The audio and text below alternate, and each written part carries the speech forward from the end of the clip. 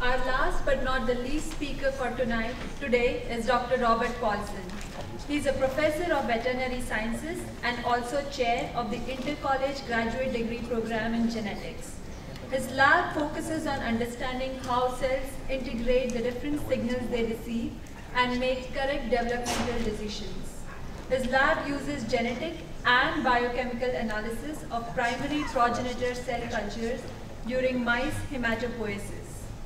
Recently, he has been featured in multiple news articles for his breakthrough research which can potentially cure leukemia by specifically targeting leukemic stem cells.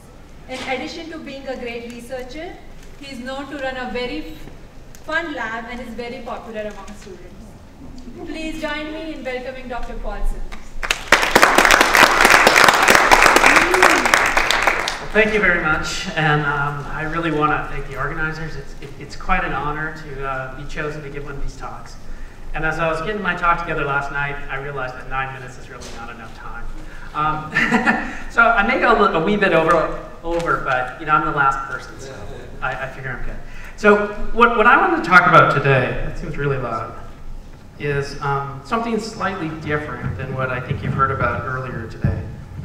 And it's really hard for me to talk about my work in 9 minutes, 18 minutes, and I don't think I could do a good job. I don't think I'm as good as the rest of these guys are.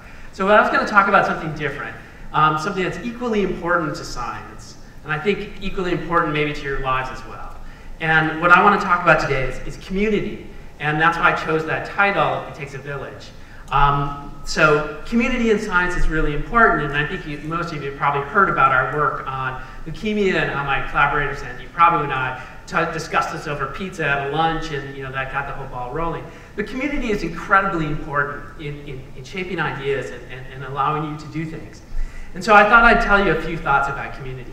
Now, when I went to graduate school at University of California in San Francisco, or UCSF, and it was really not until I went to UCSF that I realized that the early part of my life I'd really been a foreigner in a foreign land.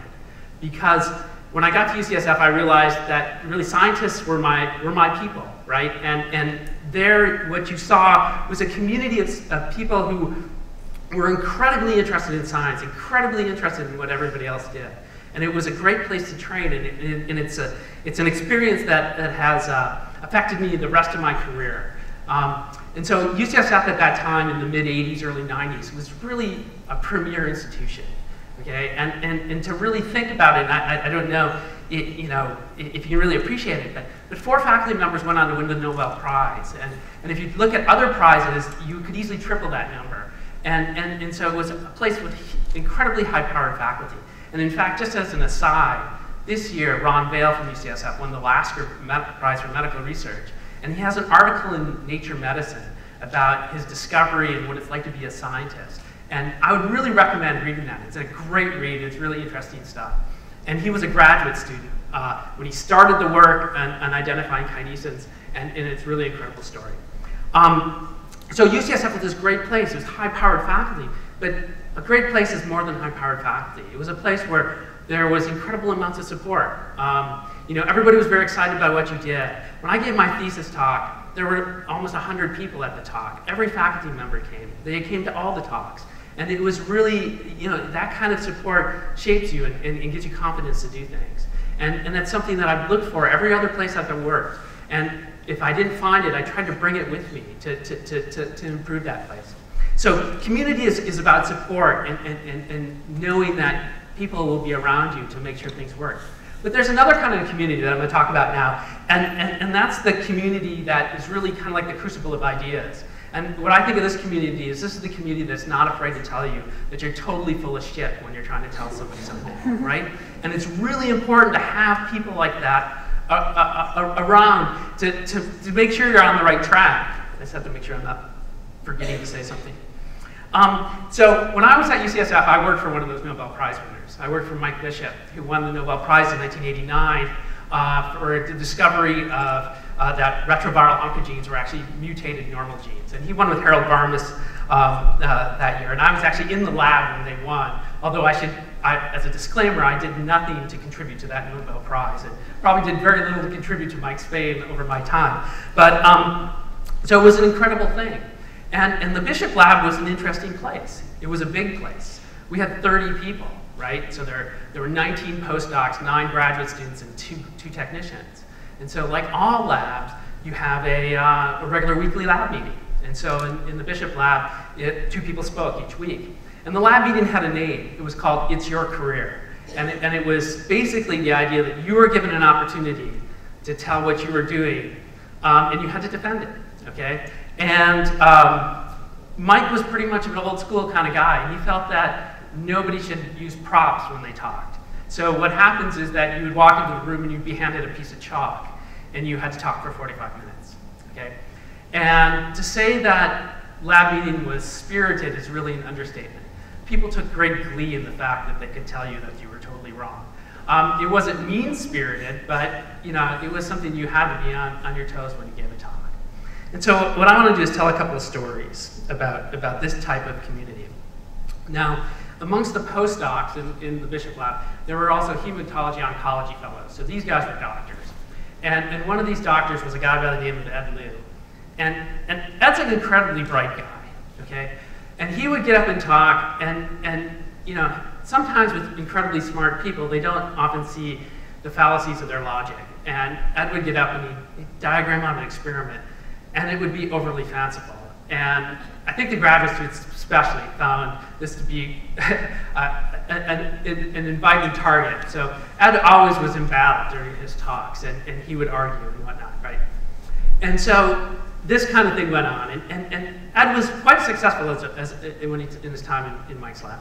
And then he went on to do some, to become even more successful after he left the lab. He was a faculty member in North Carolina. He was a director at the National Cancer Institute, and then he became the director of the Genome Institute in Singapore.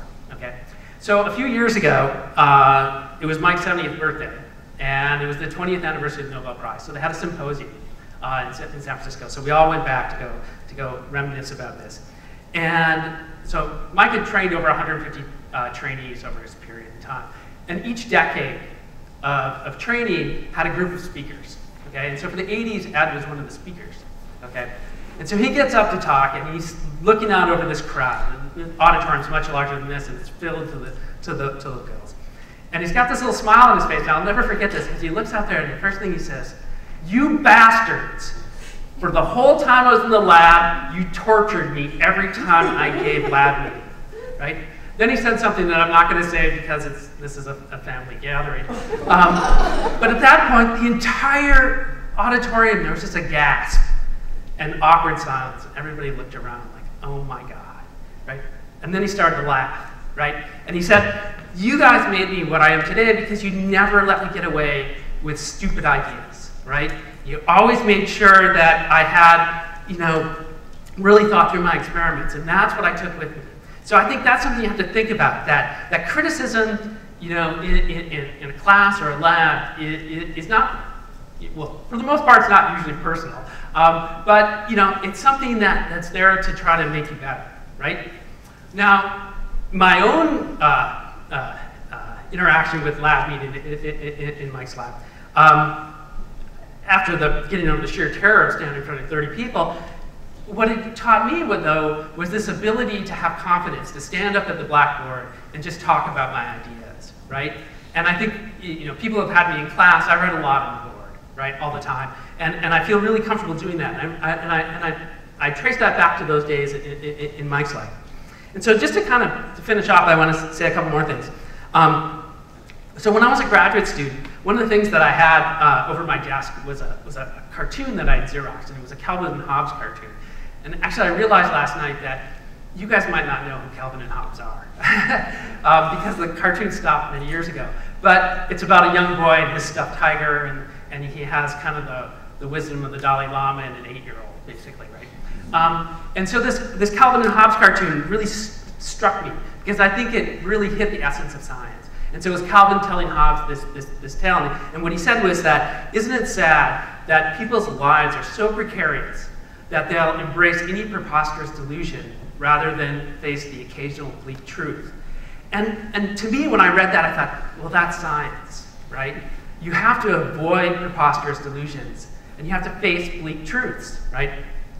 And I find that in my own lab, this is what happens, right? Is that, to do an experiment, we have a model or a hypothesis, and we design experiments to test that model.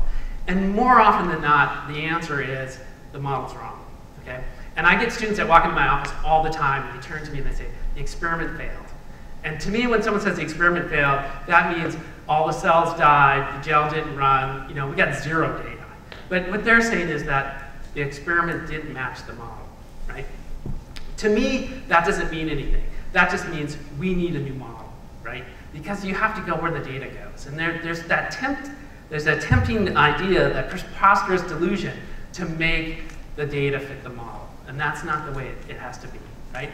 So a few years ago, I read somewhere where scientists live longer because they're able to maintain a low level of depression at all times. Okay? And I think that's true, right? Because for me, you hit these bleak truths, but what bleak truths mean, it means you need a new model, okay? And if you have a new model, that means you have new experiments to do. And new experiments are always fun, right? So I think that's the way you have to kind of think about it and try to go on with your life and really face these challenges.